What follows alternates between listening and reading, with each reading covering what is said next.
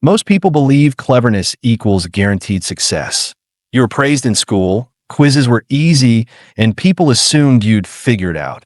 Yet here you are watching others move ahead, launching businesses, shipping products, getting promoted, while you're still refining plans, reading more articles, or perfecting the proposal. That's not bad luck. It's a pattern you've fallen into, brilliant thinking without brave doing. The good news? Once you change how you act, your intelligence will become an asset instead of a trap. Let's walk through why bright minds stall and exactly how to fix it. Chapter 1. The paralysis of analysis. You can solve complex problems in your head, but you've been thinking about that side project for years without publishing a single draft. Analysis becomes an escape. A simple task, launch a newsletter, register a domain, send an intro email, turns into weeks of comparative reviews, endless testing of headlines, and a stack of notes that never get turned into work. Meanwhile, someone else who cared less about doing it perfectly simply started. They made mistakes, iterated, and moved on. The distinction is clear. Thinking is not doing. Analysis feels productive because your mind is busy, but busyness that produces no output is just procrastination with a diploma. If you want different results, start creating faster than you research. Chapter 2. The perfection trap.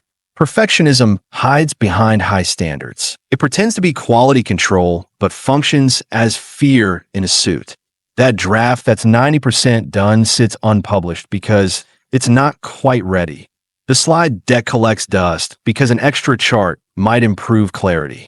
Meanwhile, people who ship imperfectly win feedback, customers, and momentum.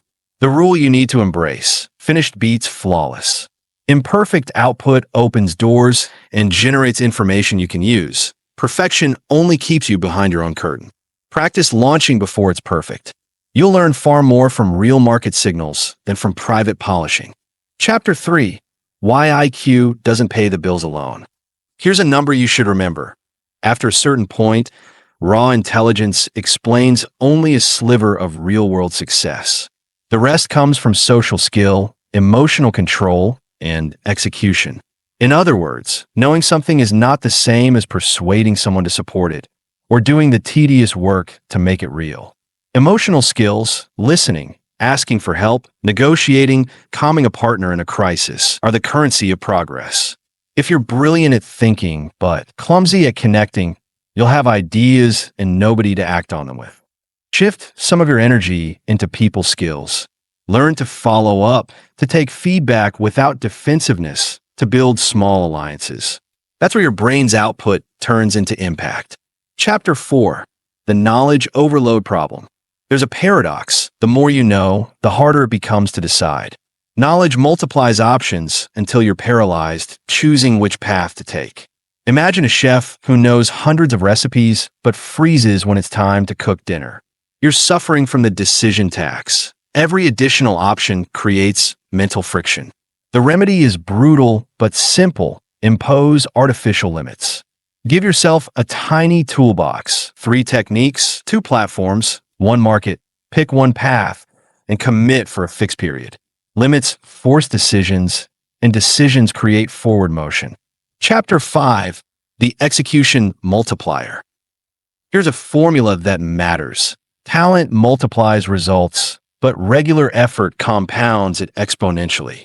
If you've coasted on ability, you probably never developed the daily grind muscle. Start small. 15 minutes of focused action on the same task every day beats marathon sessions that happen once a month.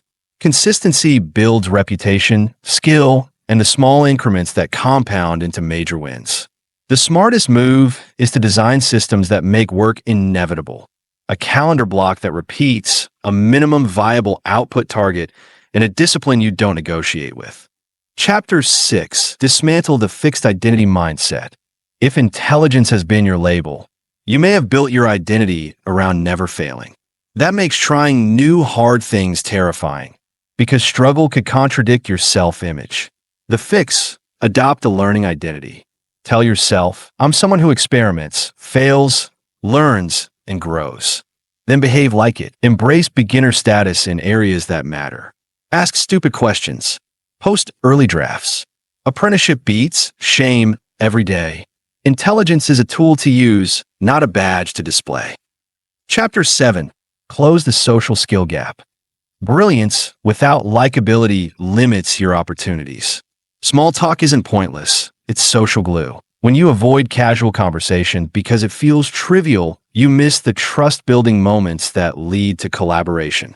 Practice simple habits. Ask about someone's weekend, remember a small personal detail, and return messages within a day.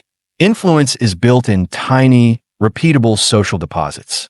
If you're perceived as unapproachable or too rarefied, people won't invite you into projects or partnerships, and then your best ideas stay isolated. Chapter 8. Simplify your system for action. You don't need another tool or a new framework.